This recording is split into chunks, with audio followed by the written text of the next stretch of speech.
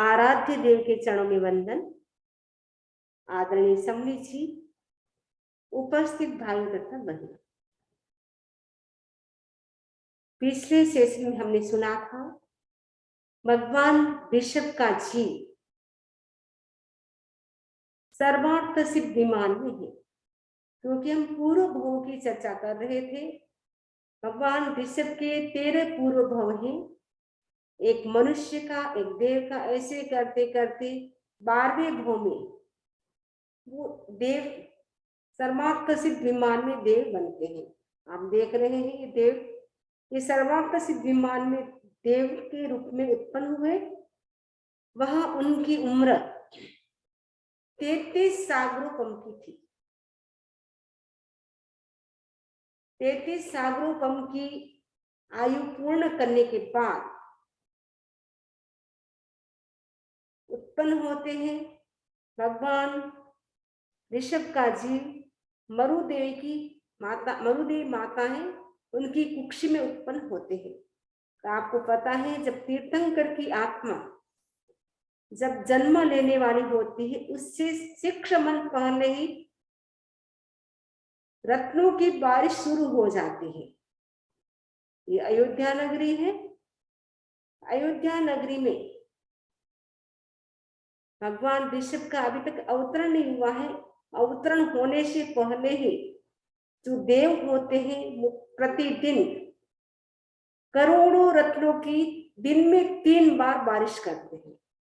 वो continue 15 month तक चलती है, क्योंकि 6 मंथ पहले और 9 महीने गर्भ के, तो टोटल 15 महीने तक 3 बार दिन में रत्नों की बारिश करते हैं। वो भी करोड़ों करोड़ों रत्नों की वो बारिश करते हैं। अब यह तो जो देव आपने देखा सर्वार्थ सिद्ध विमान में देव के रूप में थे भगवान ऋषभ का जीव, तो उनका जो जीव यानी भगवान ऋषभ का जीव है वो मरुदेवी माता की कुक्षी में अवतरित हो चुका है। जैसे ही मरुदेवी माता की कुक्षी में भगवान ऋषभ का जीव आता है, मरुदेवी माता 14 स्वप्न देखती है। दिगंबर परंपरा के अनुसार 16 स्वप्न देखती है। श्वेतांबर परंपरा के अनुसार 14 स्वप्न देखती है। स्वप्न शास्त्र के अनुसार 72 स्वप्न माने जाते हैं, 72 स्वप्न माने जाते हैं। उनमें से 30 स्वप्न शुभ माने जाते हैं। उन 30 सपनों में से तीर्थंकर की माता और चक्रवर्ती की माता 14 स्वप्न देखती है। स्वप्न का भी बड़ा प्रभाव होता है। स्वप्न सभी देखते हैं, चाहे सामान्य व्यक्ति हो चाहे विशिष्ट व्यक्ति हो, सपने सभी देखते हैं। और कौन सा सपना किस समय देखने से कब फल मिलता है उनका भी उल्लेख मिलता है कि प्रथम प्रहर में, रात्रि के 4 प्रहर होता है, तो प्रथम प्रहर में जो सपना आता है उस सपना का फल 1 वर्ष के बाद मिलता है। दूसरे प्रहर में यदि हमें सपना आता है उसका फल हमें 8 महीने के बाद मिलता है। तीसरे प्रहर में जो हम सपने देखते हैं उसका फल हमें 4 महीने के बाद मिलता है। चौथे प्रहर में जो हम सपना देखते हैं उसका फल हमें 10 दिनों के 1 महीने के बाद मिलता है।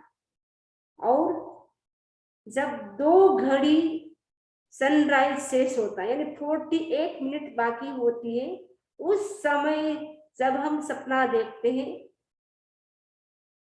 उसका फल 10 दिनों के बाद मिलता है। तो सनराइज के समय सपना हम देखते हैं तो तत्काल फल मिलता है। तो कहा जाता है शुभ सपना आने के बाद सोना नहीं चाहिए और अशुभ सपना आने के बाद उठना नहीं चाहिए। थोड़ी देर सोए रहे ताकि उसका प्रभाव कम हो जाए। या अशुभ सपने का जो प्रभाव है उसको कम करने के लिए हमें क्या करना चाहिए? 4 लोगस का ध्यान करना चाहिए। 4 लोगस का अगर हम उठते ही ध्यान कर लेते हैं और मन में संकल्प कर ले कि मेरा जो अशुभ सपना था वो निष्फल हो शुभ सपना सफल हो। ऐसा 3 बार बोल करके 4 लोग उसका ध्यान करते हैं। अशुभ सपना का जो फल होता है वो खत्म हो जाता है। फिर आपको कोई डरने की बात नहीं। कई लोग डर जाते हैं, आज अशुभ सपना आया है क्या होगा, लेकिन डरने की कोई बात नहीं है।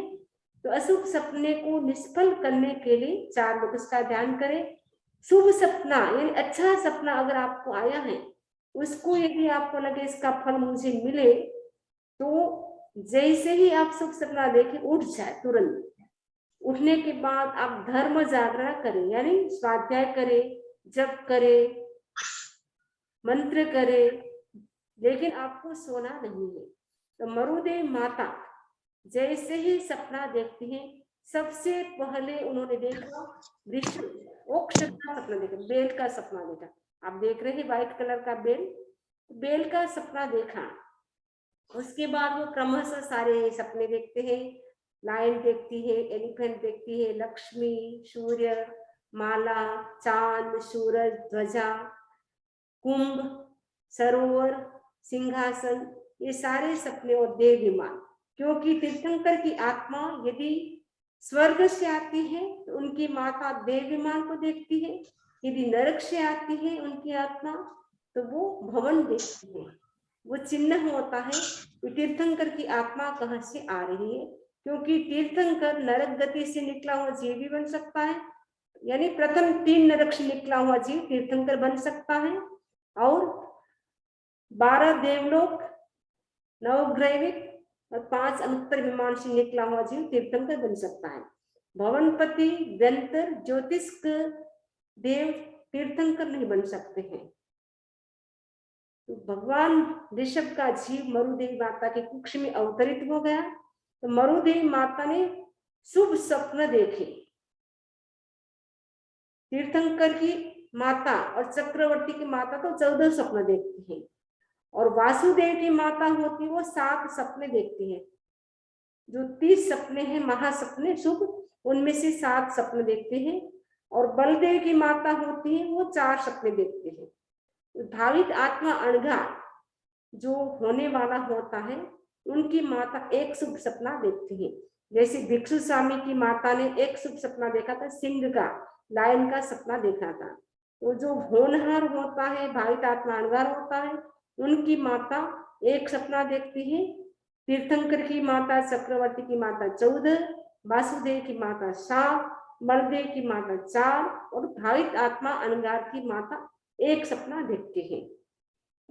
तो सपने में कहा जाता है यदि व्यक्ति अपने आप को सोने के ढेर पे या चांदी के ढेर पर बैठा हुआ देखे, उसी समय वो जाग जाए, उसी भाव में मोक्ष होता है। रत्नों के ढेर पर या हाथी के ऊपर बैठा हुआ या घोड़े के ऊपर बैठा हुआ, बेल के ऊपर बैठा हुआ अपने आप को देखे, उसी समय जाग जाए, उसी भाव में मोक्ष होता है। इस सपने के माध्यम से हम अपना फ्यूचर भी बता सकते हैं कि व्यक्ति का फ्यूचर कैसा है, उसके भविष्य में क्या बीमारी आने वाली है, वो भी सपने के माध्यम से जाना जा सकता है। तो सपना का बड़ा इतिहास है, बड़ी रोचक है। तो सपना का अलग से मतलब एक पूरा टॉपिक है सपने के ऊपर। तो हम सपने के ऊपर लंबी चर्चा नहीं करेंगे, जस्ट इतना ही हम जान रहा है कि मरुदेवी माता ने ये 14 शुभ सपना देखे। तो 14 स्वप्न देखती है। देखने के बाद मरुदेवी माता पूरी रात धर्म जागरण करती है।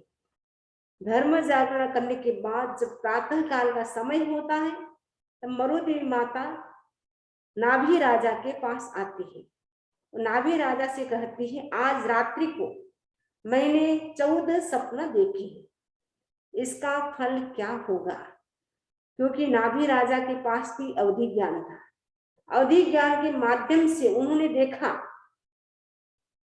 आपकी कुक्ष में प्रथम तीर्थंकर की आत्मा अवतरित हुई है।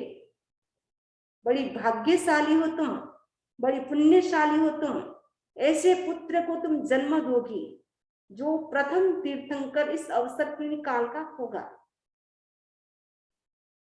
मरुदेवी माता बड़ी खुश होती है सपने का फल सुनकर के एक एक सपने का फल बताते हैं।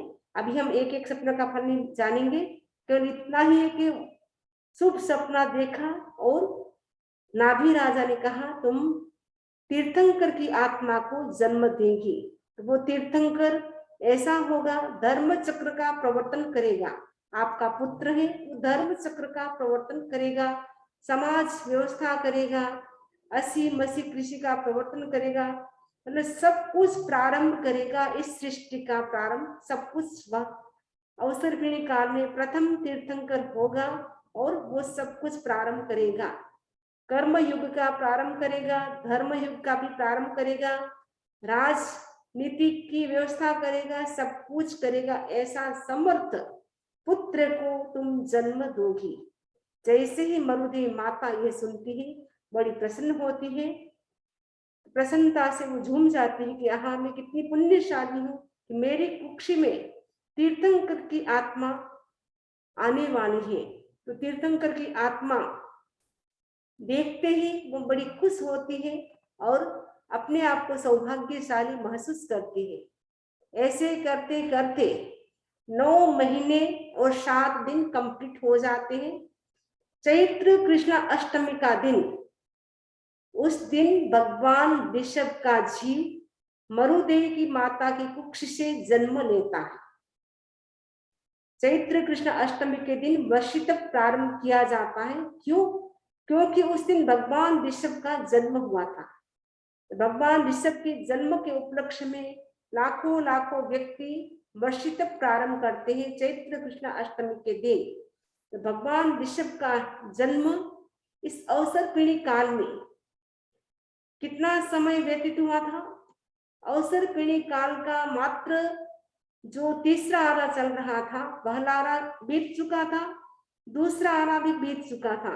पहला आरा था वो 4 कोड़ा कोड़ी सागरूपम का था, सुसम सुसम यानी एकांत सुख था, वह किसी भी प्रकार का दुख नहीं था। केवल योगिक ही उस आर्य में जन्म लेते थे और उनका आयुष्य कितना होता था? 3 पल्लवों का आयुष्य होता था, 3 गांव की उनकी अवगाहना होती थी और उनकी इच्छाएं 10 प्रकार के कल्प वृक्ष से पूर्ण होती थी। वो न धर्म करते थे न पाप करते थे। मृत्यु के पश्चात वो स्वर्ग में जाते थे। दूसरा आरा जब प्रारंभ होता है वो 3 करोड़ा कोड़ी सागरूपम का होता है। सुसम यानी सुख ही सुख था, उसमें सुसम सुसम एकांत सुख था, इसमें सुख था, उसमें बहुत ज्यादा सुख था पहले आरे में। दूसरे आरे में थोड़ा उसकी अपेक्षा कम हो जाता है। पहले आरे के जीव 3 दिन के बाद खाना खाते थे, वो भी इतना सा मटर के दाने जितना खाना खाते थे। दूसरे आर्य के जीव 2 दिन से खाना खाते थे, वो बेर की गुठली जितना खाना खाते थे। मतलब धरती में इतनी सरसब्ज थी कि इतना सा खाना खाते मटर के दाने जितना, तो भी उनको भूख नहीं लगती थी। आजकल तुम दिन में 3 बार खा लेते, 4 बार खा लेते, तो भी थोड़ी देर में भूख लग जाती है, क्योंकि जो खाना खाते हैं उसमें कोई भी मतलब जो ताकत होनी चाहिए, एनर्जी होनी चाहिए, वो एनर्जी नहीं रही है। उस समय के खाने में इतनी एनर्जी थी क्योंकि धरती बहुत ही सरसब्ज थी। तो दूसरे आर्य के जीव 2 दिन से खाना खाते थे, पहले आर्य के जीव 3 दिन से खाना खाते थे। दूसरे आर्य के जीवों की उम्र कितनी होती थी? 2 पल्योपम की होती थी और उनकी अवगाहना भी 2 गांव की होती थी।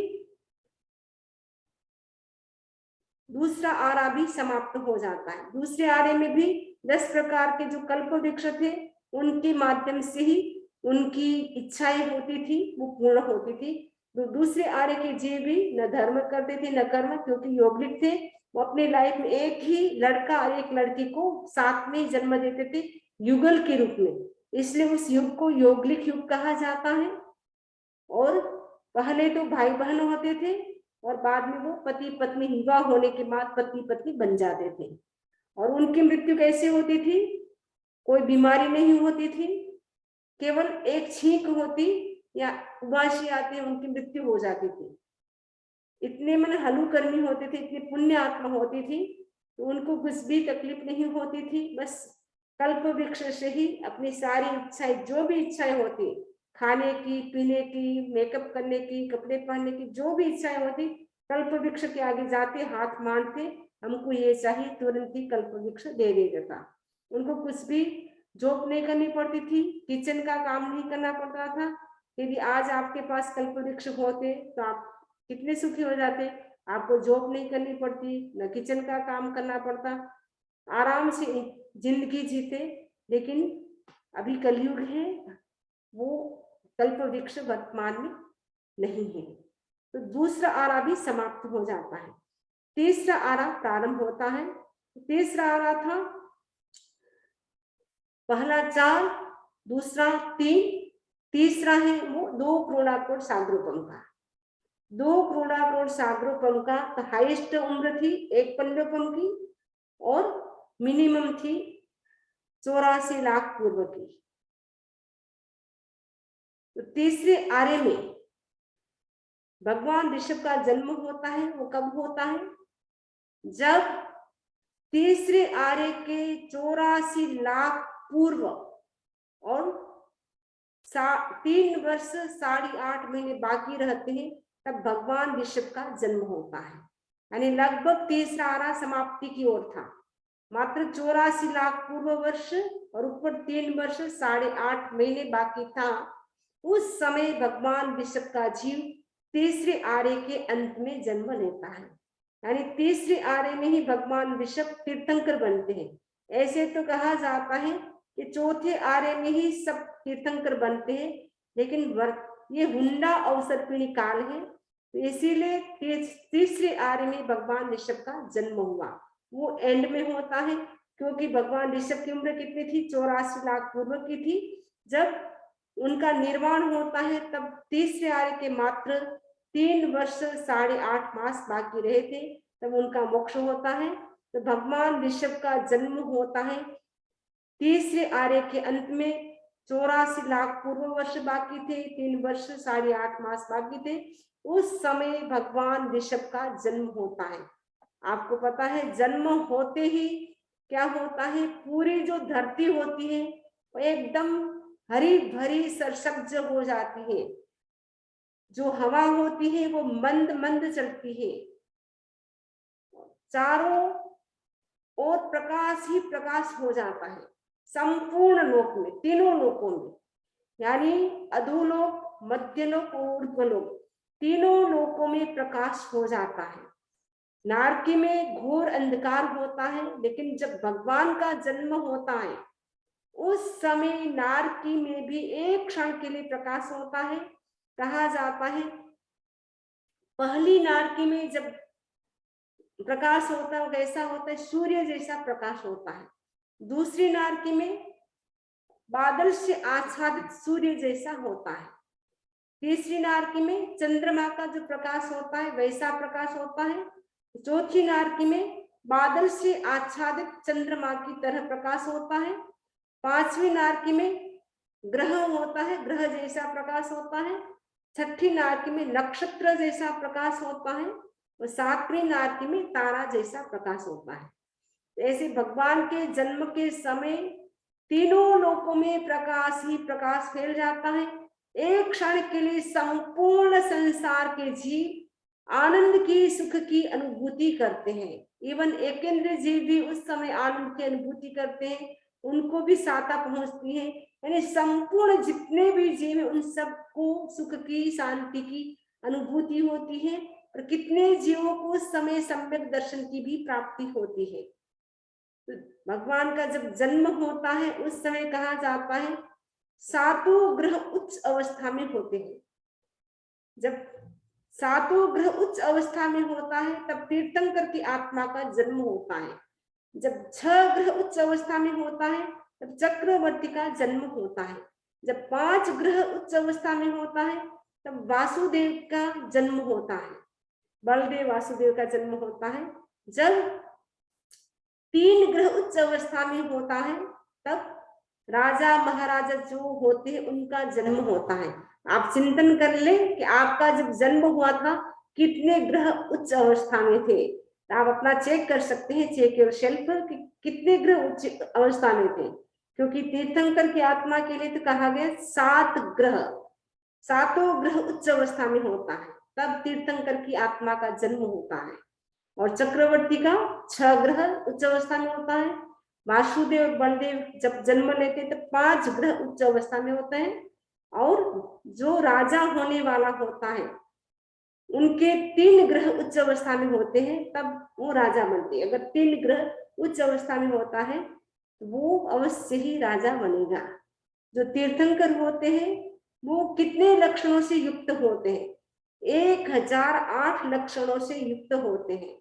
चक्रवर्ती और तीर्थंकर होते वो 1008 शुभ लक्षण होते हैं, और जो वासुदेव बलदेव होते उनके 108 शुभ लक्षण युक्त होते हैं। और जो भाग्यशाली जीव होता है उसके 32 लक्षण होते हैं। कहते 32 लक्षण संपन्न है। किसी की बलि चढ़ाते हैं तो बोलते 32 लक्षण संपन्न वाला होता है, उसकी बलि चढ़ती है। तो जो भाग्यशाली व्यक्ति होता है उसके 32 लक्षण होते, शुभ लक्षण। तीर्थंकर चक्रवर्ती के 1008 शुभ लक्षण होते हैं, और वासुदेव और बलदेव के 108 इतने शुभ लक्षण होते हैं। तो तीर्थंकर का जब जन्म होता है उस समय कहा जाता है फूलों की बारिश होती है, क्योंकि जो देवता होते हैं वो क्या करते हैं? फूलों की बारिश करते हैं। और उस समय स्वर्ग में जो देवता होते हैं उनका जो सिंहासन होता है, आप देख रहे हैं स्वर्ग का देव, और सिंहासन भी देख रहे हैं। सिंहासन होता है चलायमान होता है, कंपित होता है। तो देव सोचते हैं अरे हमारा सिंहासन कैसे कांप रहा है, कंपित कैसे हो रहा है, चलायमान कैसे हो रहा है। फिर अवधि ज्ञान से उपयोग लगाते हैं, भगवान का जन्म हुआ है इसीलिए हमारा सिंहासन कंपित हो रहा है, चलायमान हो रहा है। उसी समय सिंहासन से नीचे उतर करके देवता क्या करते हैं? हाथ जोड़ करके भगवान को वंदन करते हैं। फिर वो क्या करते हैं? अपने सेनापति को बुलाते हैं, और जो सुघोषा नाम का घंटा होता है वो बजाते हैं। तो सुघोषा नाम का घंटा बजने के साथ ही सारे देव उपस्थित हो जाते हैं, और इंद्र महाराज आदेश देते हैं अभी सभी को भगवान का जो जन्म हुआ है उनका जन्मोत्सव मनाने के लिए हमें नीचे जाना है, मनुष्य लोक में जाना है। उसी समय 12 देवलोक हैं, भवनपति, व्यंतर, ज्योतिषपुर, 12 देवलोक के देव, सब के सब देव देवियां सब ठाट बाट के साथ आते हैं। ऐरावत हाथी के ऊपर बैठ करके इंद्र महाराज तो आते हैं। तो पूरी देवी देवताएं, मतलब इतने करोड़ों अरबों खरबों कितने देवी देवताएं होते हैं, सब विमान के साथ।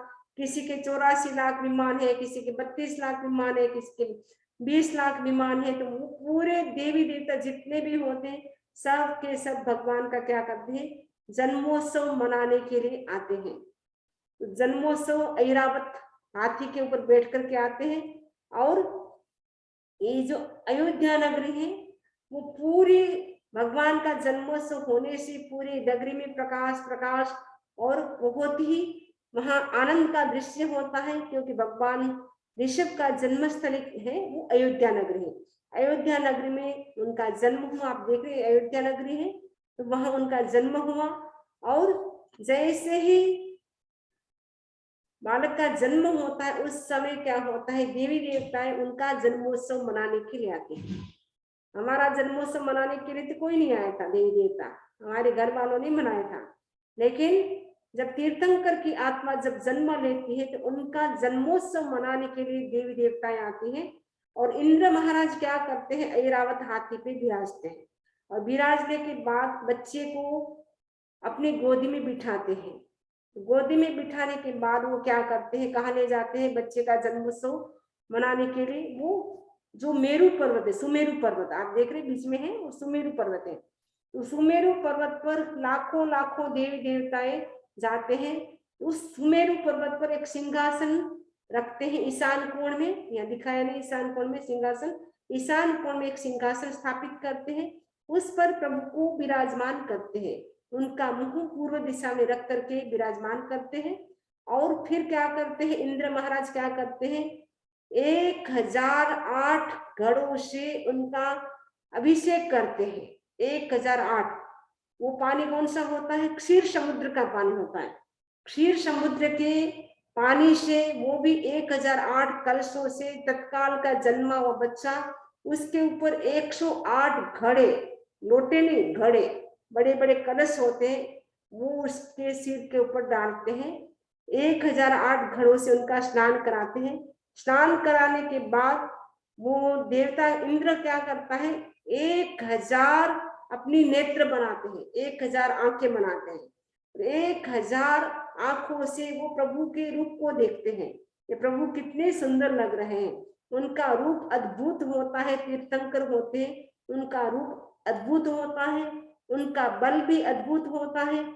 इतना बल होता है, कहा जाता है जो 1 करोड़ जो सामानिक देव होते हैं, उसके अकेला 1 करोड़ सामानिक देव का बल, और एक तरफ इंद्र का बल बराबर, एक इंद्र और इधर 1 करोड़ सामानिक देव, उनका जो शक्ति है, एनर्जी इक्वल हो जाती है। और अनंत इंद्र का जो बल है, अनंत इंद्र मिलकर के जितना बल होता है, उतनी अकेले तीर्थंकर में एनर्जी होती है, उससे भी अनंत गुणी होती है। तो तीर्थंकर को असीम बलि कहा जाता है, इतनी इनमें शक्ति होती है, इतनी एनर्जी होती है, क्योंकि ये तीर्थंकर की आत्मा है। और इसीलिए इंद्र भी क्या करते हैं, अपनी 1000 आंखें बना करके ऐसे देखते हैं, भगवान को निहारते हैं। और उसके बाद वो क्या करते हैं, भगवान को जहाँ उनकी माता होती है वापस सुला देते हैं, और प्रभु को वंदन करके वो सारे जो देवता होते हैं वो अपने अपने स्थान पे चले जाते हैं। और जो जो 56 अंतर कुमारी होती हैं, 56 जो दिशा कुमारी होती है, वो भी जो सारी जो व्यवस्था करती है, जो हॉस्पिटल में जैसे नर्स होती है, सारी कैसी व्यवस्था करती है। तो भगवान का जन्म होता है तो वो कोई बाहर से नर्स नहीं बुलाते हैं, तो 56 जो दिक कुमारियां होती है वही सारी प्रसूति की व्यवस्था करती है, तो सब कुछ वो करती है। और उसके बाद वो सारी व्यवस्था हो जाती है, उसके बाद वो भी चली जाती है। ऐसे कहा जाता है कि जब माता गर्भवती होती है, 9 महीने तक वो 56 अंतर कुमारियां, 56 दिशा कुमारी वो रहती है। और वो क्या करती है, माता के साथ धर्म चर्चा करती है, तत्व का चिंतन करती है, ऐसे करके शुभ समय अपना व्यतीत करती है। क्योंकि जिस समय माता गर्भवती होती है उस समय धर्म ध्यान करती है, अच्छा चिंतन करती है, अच्छा सोचती है, तो बच्चे का प्रभाव उसके ऊपर पड़ता है, उन्हें माता का प्रभाव में बच्चे पर पड़ता है।